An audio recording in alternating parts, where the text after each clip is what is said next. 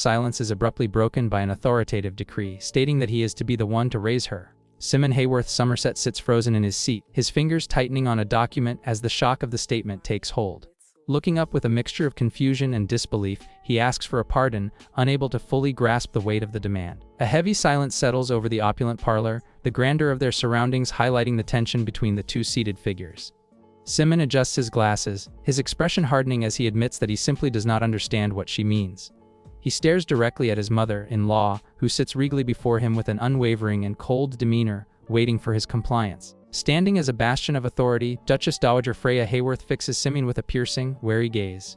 Her expression is hard, questioning if what she just spoke was truly so difficult for him to grasp. With a flick of her eyes, she decides to repeat her command specifically for him, making sure there is no room for misinterpretation. She introduces the child standing before them, her words short and clipped as she presents this child to him. Her voice carries the weight of an ultimatum as she directs him to take her in under the name of House Somerset.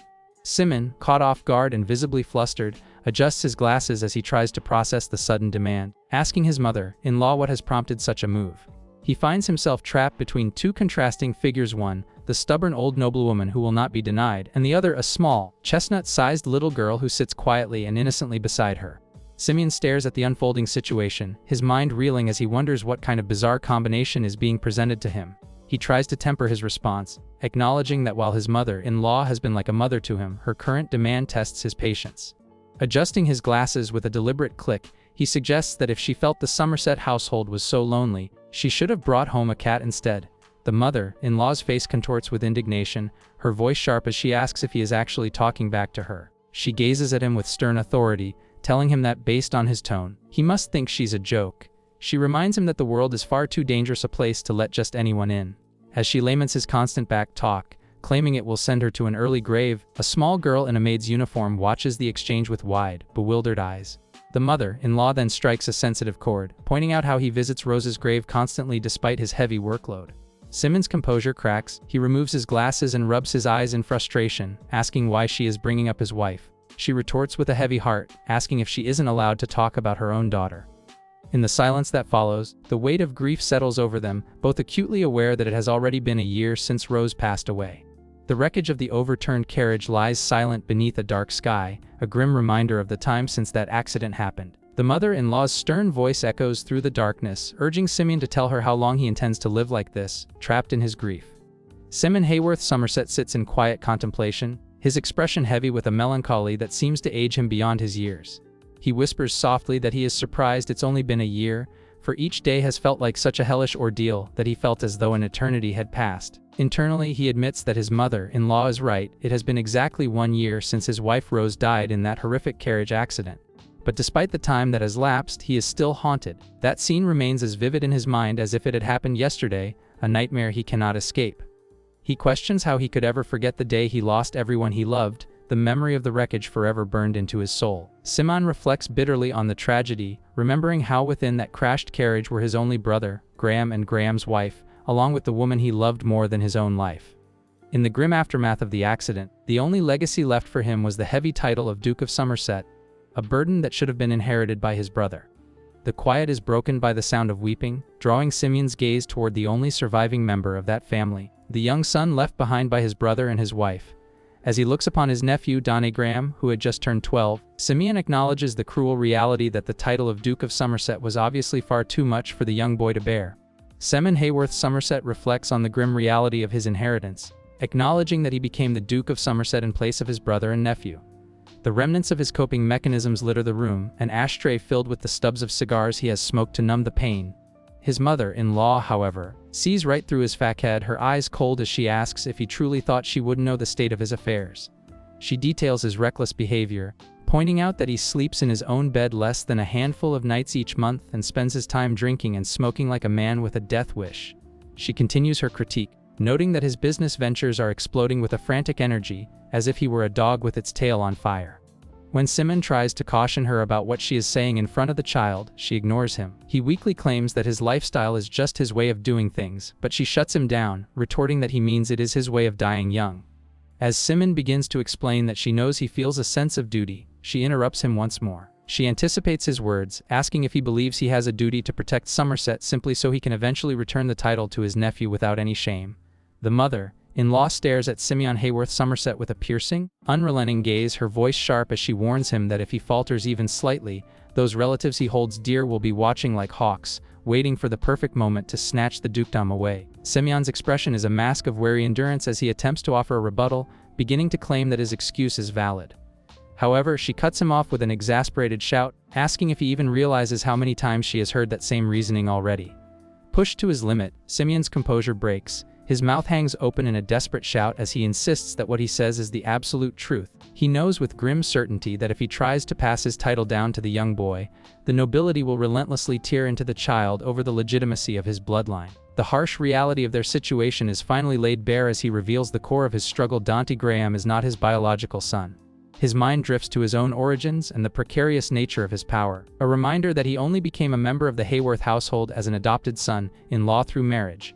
Simeon reflects on the heavy burden of the Hayworth name still attached to his own, a constant reminder of his status. He considers the gravity of his actions, knowing that with such a status, he was the one who took away the title of Duke of Somerset that originally belonged to the Graham family. In the shadow of this displacement, he looks toward his nephew, Dante Graham, the boy who should have rightfully inherited that title but has now become an outsider with almost no claim left to anything. Simeon knows that for him to pass the dukedom to Dante without the interference of greedy Graham relatives, he must find a solution. A heavy stomp echoes in the room as he halts, his resolve firm. The mother-in-law speaks up, her voice surprisingly measured as she tells him she understands his intentions well and acknowledges his fear that something terrible will surely happen if they remain idle. She then poses a sharp, tactical question, asking why he doesn't just solve the bloodline problem he keeps mentioning. Simeon's eyes widen in shock, his voice barely a whisper as he asks what she could possibly mean. He begins to argue that he cannot adopt Dante into the Hayworth household because the boy is the only direct descendant of the Graham family. But his mother-in-law looks at him with a piercing gaze. She snaps back, demanding to know who said anything about adopting his nephew, leaving the true nature of her plan hanging in the air. A large and commanding hand slams down on a wooden surface, its gesture forceful and emphatic. The accompanying text makes its demand clear: they should just marry him off. The scene shifts to the character Lawrence, wearing an expression of utter shock and confusion. His eyes are wide, his mouth slightly agape as he processes the sudden, blunt proposal. The focus then moves to the instigator of the idea. It is Viscount Louis, a man with an intense and calculating look in his narrowed eyes. He leans forward, pointing a single, decisive finger toward Lawrence as he lays out his entire scheme. He explains that Lawrence should sponsor a young, orphaned girl. The plan is for Lawrence to raise her, and once she is grown, she is to be married to Lawrence's own nephew. Following this union, Lawrence would then pass on his noble title to the nephew.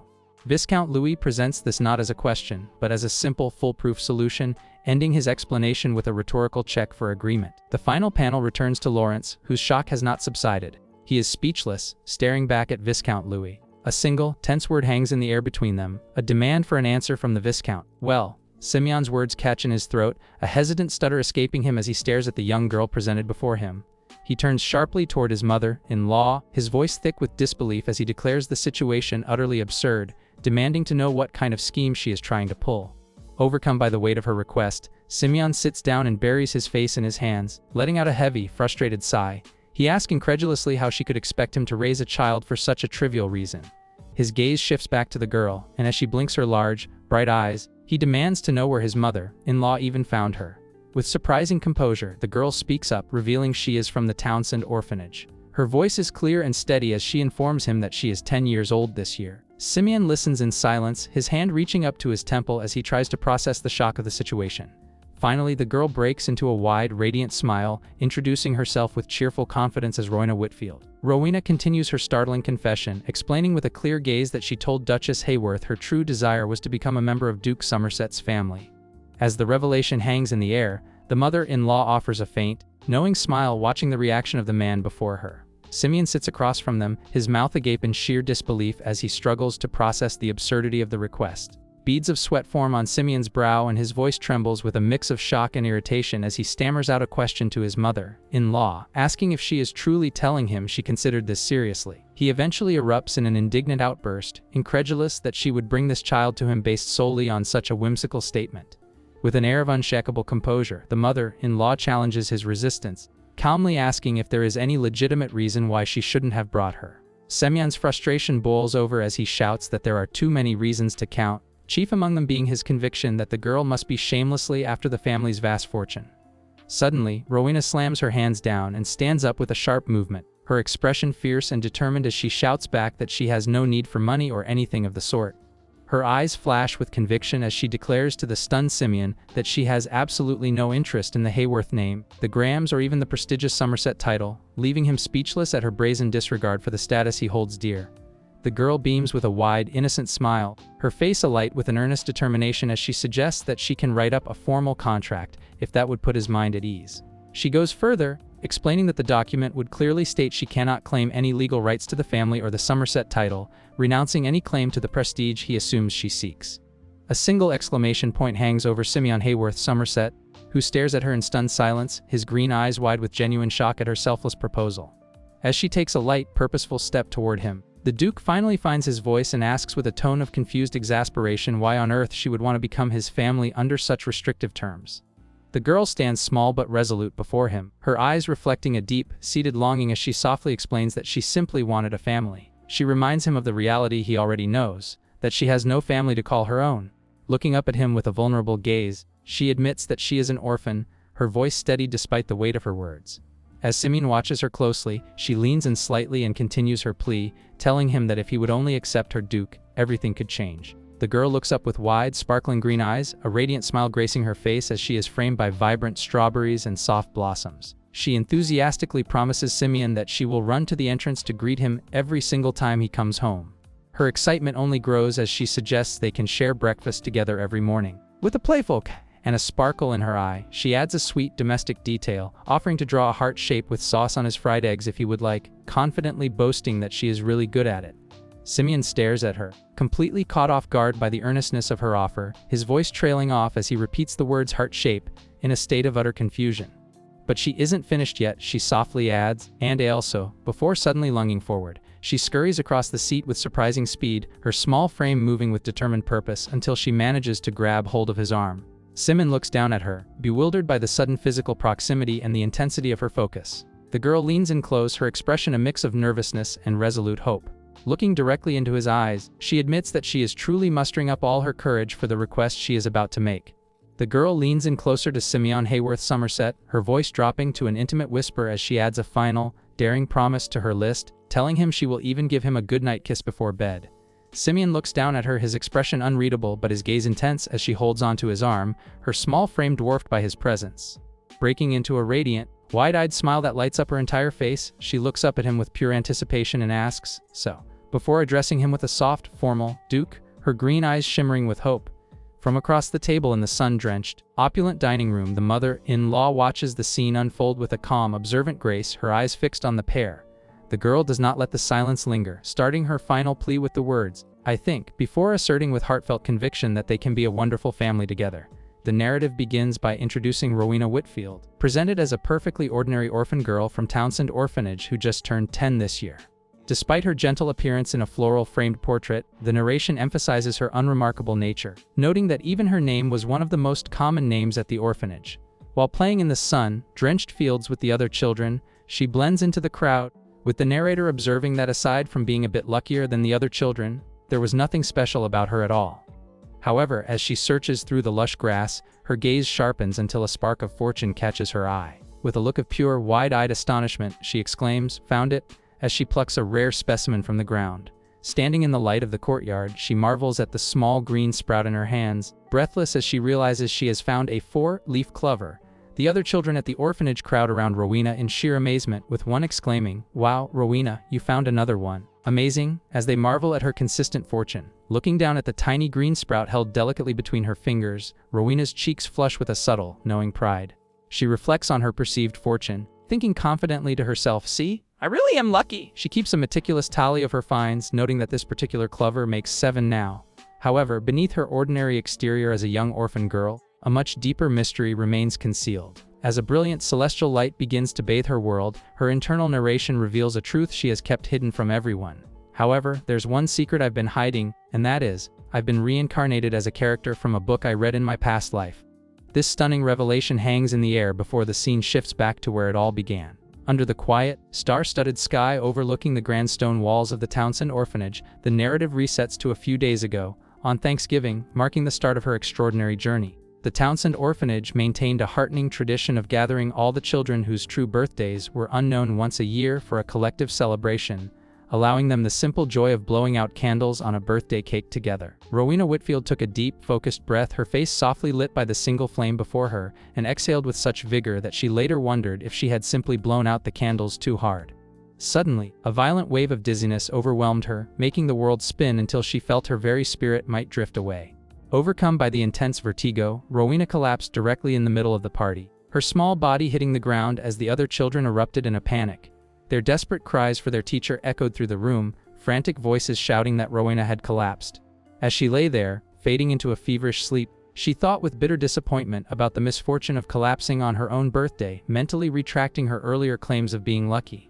After being gripped by a severe illness for 3 agonizing days and nights, Rowena finally woke up to find Simeon Hayworth Somerset standing over her.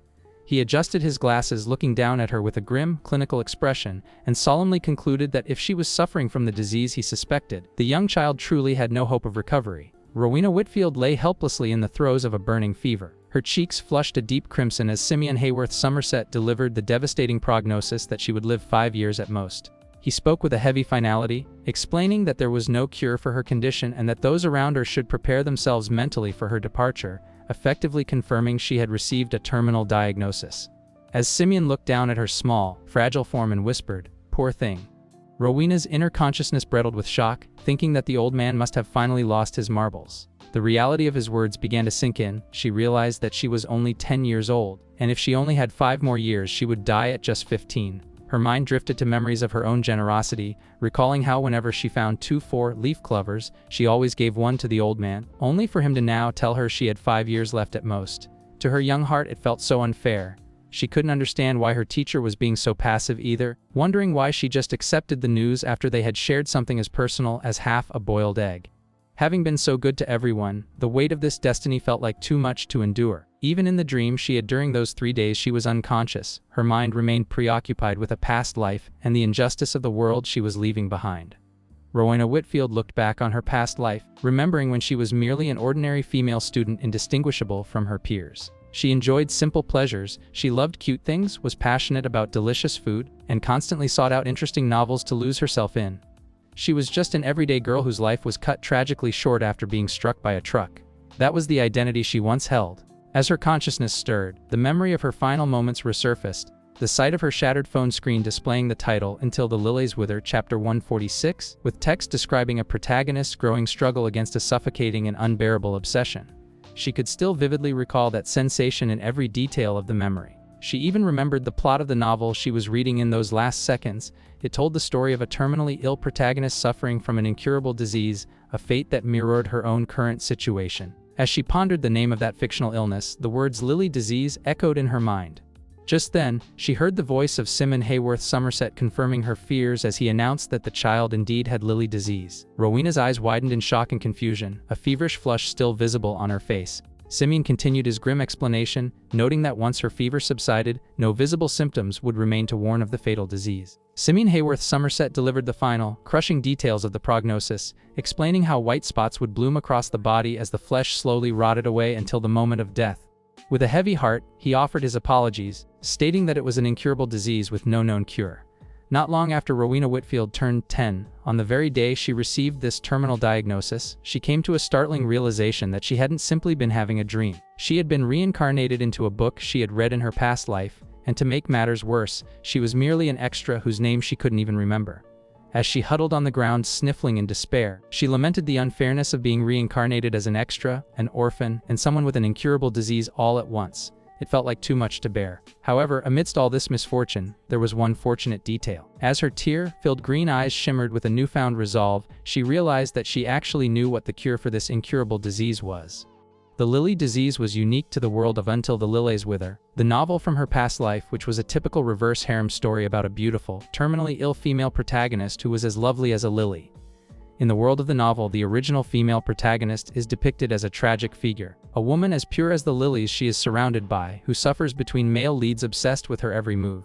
Stricken with the same Lily disease as Rowena, this protagonist set out on a desperate journey to find a cure, only to coincidentally encounter Simeon Hayworth Somerset. This meeting with one of the primary male lead candidates was exactly when her true troubles began. For those wondering why such a fated encounter brought her misery, it was because Simeon, a man of dark hair and intense green eyes, was a cold mastermind. He became relentlessly obsessed with the female protagonist for no other reason than her striking resemblance to his deceased wife. Yet, despite the obsession and the pain it caused, Simeon did ultimately bring the cure for the Lily disease to the woman he loved. The crushing problem for Rowena, however, is that the cure only surfaces at the starting point of the original story, a timeline that is still 7 years away. The realization hits her with terrifying force as she imagines a small gravestone marked with R.I.P. Here lies Rowena. Resting in peace, she knows that by the time 7 years pass, she will already be long dead. Clutching her face in despair, Rowena refuses to accept this grim ending. Her small feet pound against the ground as she runs, the sound echoing her frantic heartbeat as she tells herself that she cannot let this happen. With a fierce light shining in her vibrant green eyes and her cheeks flushed with a newfound will to survive, Rowena resolves that she does not want to die meaninglessly again, just as she had in her past life. Rowena Whitfield stood before her reflection in the mirror, her mind clouded with doubt as she wondered how she was ever supposed to meet Simeon. She knew Simeon was far from a typical noble. He was a powerful duke and, more importantly, the chilling mastermind of the original story she now inhabited. Looking at her own small hands, she felt the weight of her reality, a mere child from an orphanage with no connections to such a high-standing figure. Her heart sank as she searched for answers, desperately asking if there wasn't some way to bridge the immense gap between them.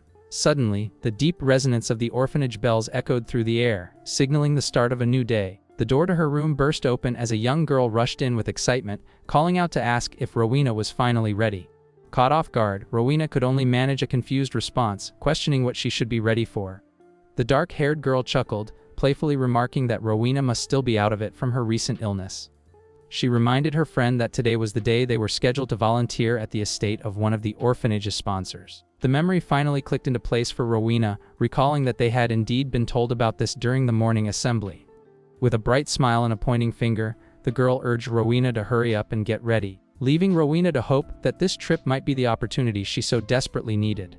The group was warned with stern intensity that today they were to meet Duchess Dowager Hayworth, a task that required them to be extra careful.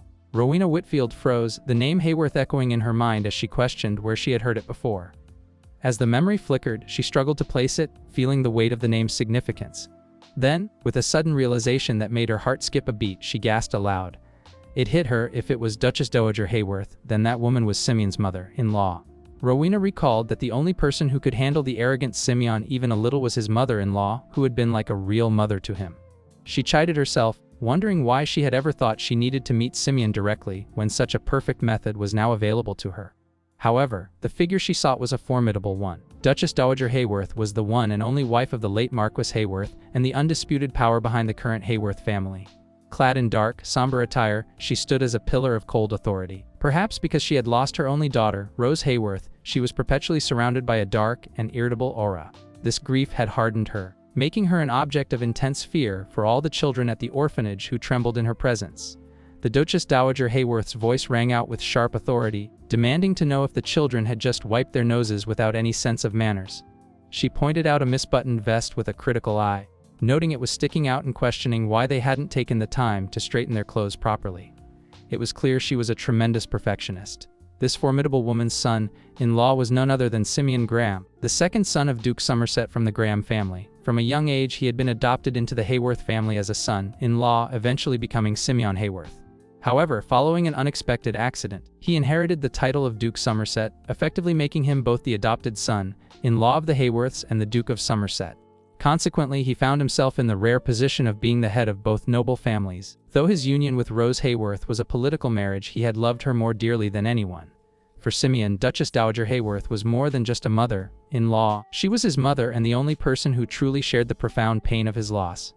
Rowena Whitfield contemplated her situation, realizing that Duchess Dowager Hayworth served as a sponsor for the Townsend orphanage. She clutched her face with her hands, her cheeks flushed as she reasoned that if she played her cards right, she might even be able to meet Simeon. However, she knew that simply being able to meet the Duchess Dowager was no guarantee of a meeting with Simeon himself. Despite the uncertainty, Rowena remained optimistic, reminding herself that she had always been quite lucky throughout her life. In a smaller moment of self-reflection, she recalled how she was particularly good at finding 4-leaf clovers, a small omen of her fortune. She considered the very fact that she possessed memories of her past life to be a stroke of immense luck in itself.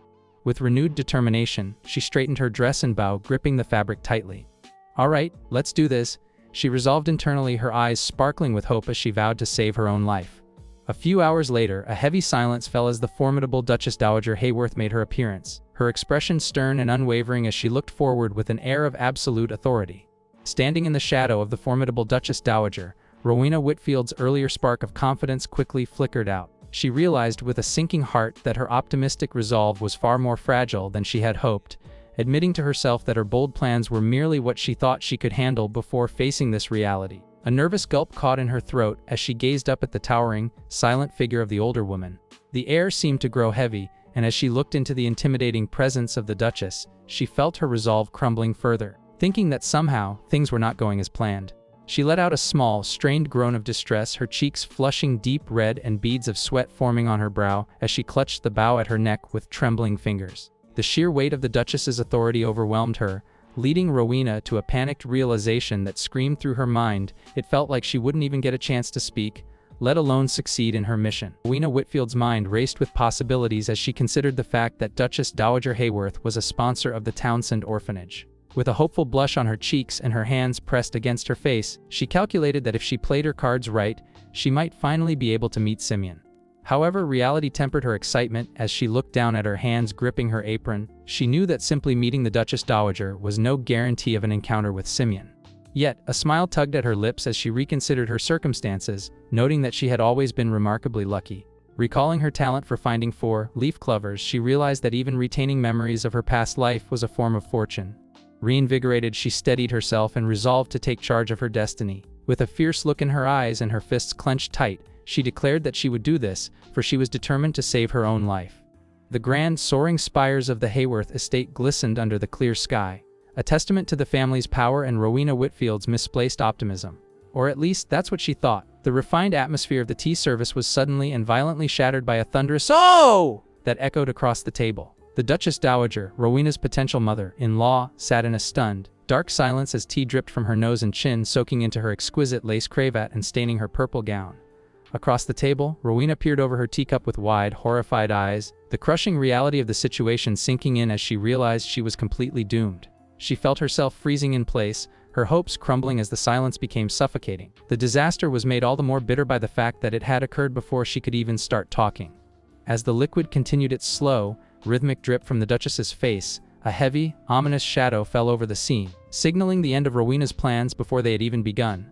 A young boy, the nephew Martin, trembled uncontrollably, his breath hitching into a series of pained gasps as he struggled to contain a sudden, overwhelming impulse. Rowena Whitfield watched him in a state of growing paralysis, her mind racing with a single, desperate question of what she was going to do now. The timing could not have been more catastrophic, for of all days, today was the very afternoon that the Duchess Dowager Hayworth was specially hosting a prestigious tea party for the local noble ladies. Rowena had meticulously planned for this event, intending to seize the golden opportunity to finally speak with the formidable Duchess Dowager and perhaps find some common ground. The Duchess sat regally, elegantly sipping from an ornate teacup, oblivious to the impending chaos. However, that hope was shattered in an instant when Martin let out a sneeze that completely ruined everything she had worked for. Rowena felt a chill run down her spine, a horrifying realization dawning on her. She couldn't allow her efforts to end in such a pitiful disaster without having accomplished anything at all. Her eyes widened in a mix of fear and sheer determination, her thoughts screaming that such an outcome simply could not be allowed to happen. A woman in a blue gown sharply scolded the young boy, Martin, demanding to know what on earth he was doing just sitting there and ordering him to go apologize to the Duchess Dowager immediately for his rudeness. Dante Graham, the trembling nephew, could only manage a weak, stuttering apology between pained hiccups, which only provoked the woman further as she snapped at him to stop stuttering and speak clearly. The pressure became too much for the child, who broke into loud, racking sobs, rubbing his eyes while choking out a second, desperate apology. Duchess Dowager Hayworth, observing the scene with a mix of pity and poise from her seat at the tea table, finally intervened, stating that it was enough as the child was clearly frightened and seeing him cry made her feel bad. She turned to her butler and commanded Henry to take the child away and calm him down, to which he bowed and responded with a respectful, "Yas, Duchess Dowager." As the other guests marveled at the Duchess's perceived generosity and whispered about avoiding bringing children with pollen allergies in the future, Rowena Whitfield watched in silent disbelief. Her green eyes were wide with confusion as she questioned what was going on, knowing full well that Duchess Dowager Hayworth was usually notoriously strict about etiquette and couldn't understand why the formidable woman was letting such a breach of protocol slide so quietly today.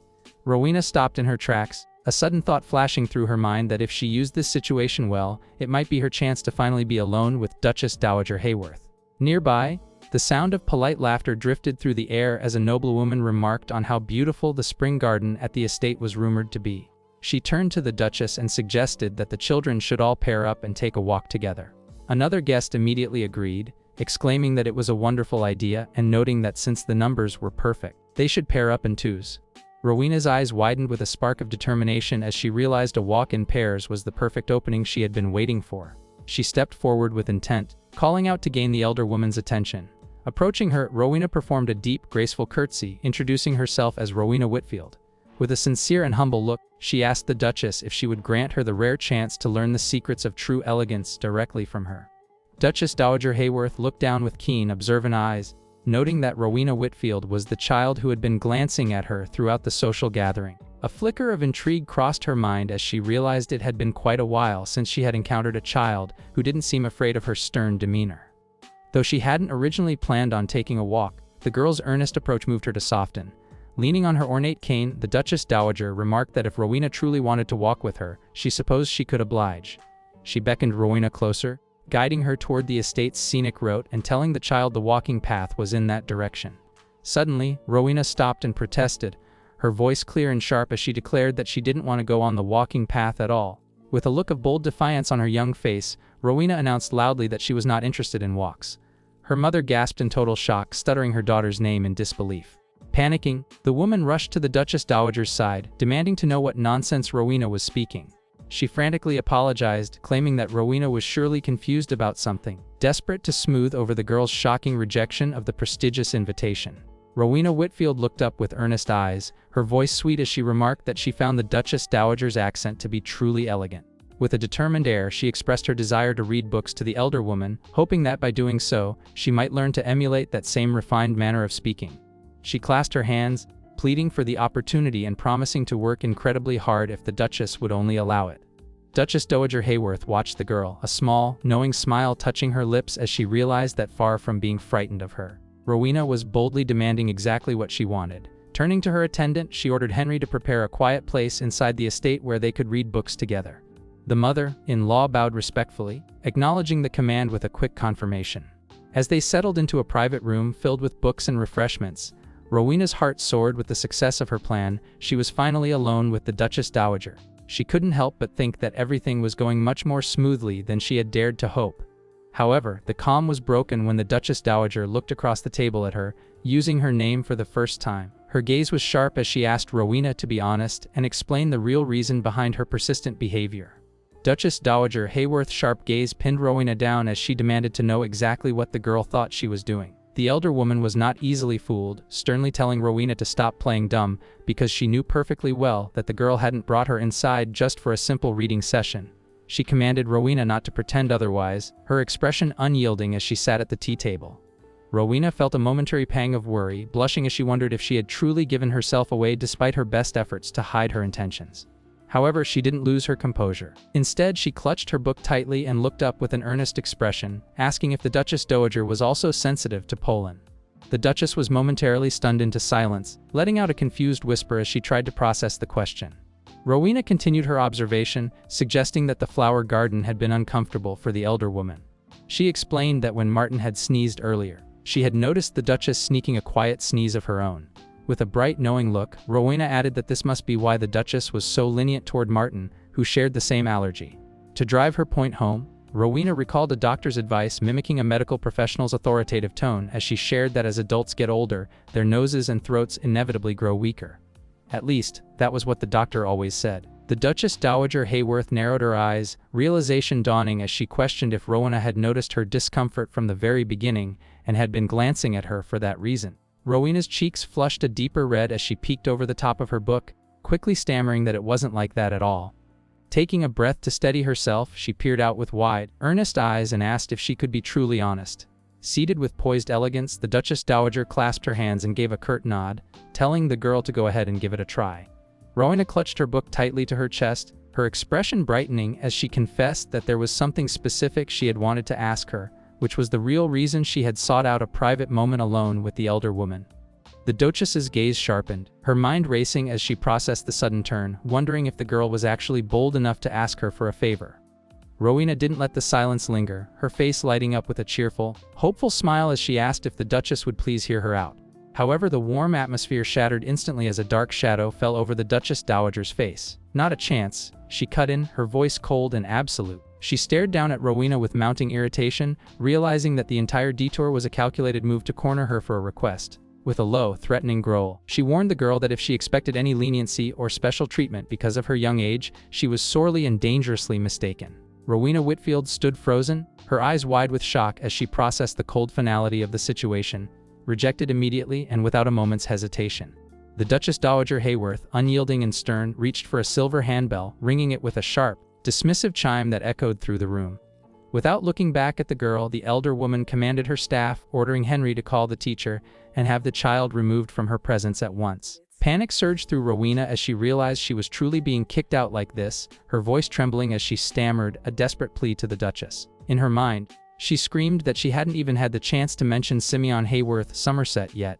She couldn't let it end here. She had worked far too hard to secure this one precious opportunity and knew she had to find the courage to say something. As Henry entered the room and inquired if he had been called, Rowena took a final, daring stand. She slammed her hands down with a sudden burst of resolve, her voice shaking but persistent as she cried out for the Duchess Dowager Hayworth's attention, desperate to finally reveal what it was she had come to ask. Rowena Whitfield looked up with a mixture of determination and vulnerability. Finally voicing her plea, she asked the Duchess Dowager Hayworth if she would allow her to kiss her on the cheek in front of the carriage when she departed. Internally, Rowena acknowledged that the Duchess was not an easy opponent to sway, but she resolved that if that were the case, she would have to adapt her strategy. She began to weave a heartfelt story, explaining that whenever she passed through the town streets, she felt a profound sense of jealousy watching other children kiss adults on the cheek in a display of natural affection. Her voice trembled as she confessed that as an orphan, she lacked any adults in her life to share such moments with and had simply been curious about what it felt like. Clutching the fabric of her dress with shaking hands, she looked at the elder woman with tear-filled eyes, insisting that meeting the Duchess had finally given her the courage to ask. Rowena steeled her resolve, thinking to herself that she wouldn't be picky about her methods to get what she wanted. The Duchess Dowager Hayworth stared back in a heavy, contemplative silence, her sharp gaze fixed on the girl as she wondered if Rowena had truly come all this way for such a remarkably simple and innocent request. Duchess Dowager Hayworth reflected on the long line of people who had come to her home, observing that everyone who visits the estate, from business investors to those with impure motives, only had black hearts with unreasonable demands. In the quiet solitude of her grief, she realized that she must have seemed like easy prey after losing both her husband and child. Her eyes rested upon a memorial plaque amidst a bed of white roses, which carried the tender inscription, "You touched lives with love and kindness," a stark contrast to the greed she usually encountered. However, looking at the young girl before her, she found her cynicism wavering, as she mused that this child is only asking to kiss her cheek, noting that she has such an odd side. The sight of Rowena Whitfield, smiling radiantly and clutching a book, sparked a painful yet nostalgic question in the Duchess's mind. "Doesn't she remind me of our Rose when she was young?" The Duchess was momentarily stunned into a heavy silence, her breath hitching as the past and present blurred. She caught herself, thinking that she had thought of Rose without even realizing it. Finally, she composed herself and looked down at the hopeful child, whispering that she understood her wish and would grant the request. The Duchess Dowager Hayworth looked down at the young girl with a softening heart, telling her that the request was not difficult and that she would allow it. Rowena Whitfield's face lit up instantly as she spotted someone in the distance, exclaiming that there was her teacher. Simeon Hayworth Somerset, standing patiently in the distance, called out that he had been waiting for her. Before departing, Rowena leaned in with a sweet sound of affection, planting a soft kiss on the Duchess's cheek while promising to come visit again soon. The Duchess, deeply moved by the child's sincerity, held Rowena's hands and warmly encouraged her to visit again. Nearby, a group of onlookers, including the young dandy Graham and several staff members, were left in absolute shock, their minds reeling as they stammered out questions about what had just happened, unable to believe a kiss was actually placed on the Duchess Dowager's cheek. As the carriage began to pull away, Rowena waved energetically from the window, a bright spot of joy in the Duchess's world. The Duchess stood alone against the vast, shifting sky, watching the girl depart with a faint, bittersweet smile, the weight of her loneliness feeling a little lighter in the wake of the child's warmth. Standing tall with her ornate cane in hand, the Duchess Dowager Hayworth called out to her faithful attendant, Henry. Henry immediately bowed his head in a show of utmost respect, acknowledging her call with a prompt response. With a newfound softness in her intent, the Duchess commanded him to instruct the chef to begin researching dessert recipes. Meanwhile, inside the departing carriage, Rowena Whitfield's companion turned to her with breathless excitement, asking what on earth had happened back there to cause such a scene. Rowena, her cheeks tinged with a rosy blush and her eyes closed in a happy, secret smile, could only let out a playful hum as she tried to process the warmth of the moment. Her heart was still fluttering as the Duchess's final instruction echoed back at the manor. The recipes must be specifically for something a child would like, a clear sign that the young girl had left a lasting impression on the elder woman's heart. And that's it for today's recap, folks. If you enjoyed the story and want to see the next part, make sure to smash that like button and subscribe. It really helps the channel grow. I put a lot of effort into these videos, so your support means a lot. Now, here's the deal. If you want me to drop part 2, type the word spider in the comments below. That way I'll know who's been watching till the end and who's part of the real crew! Thanks for watching, and I'll catch you all in the next recap. Until then, stay awesome, stay curious, and keep diving into the world of manhwa.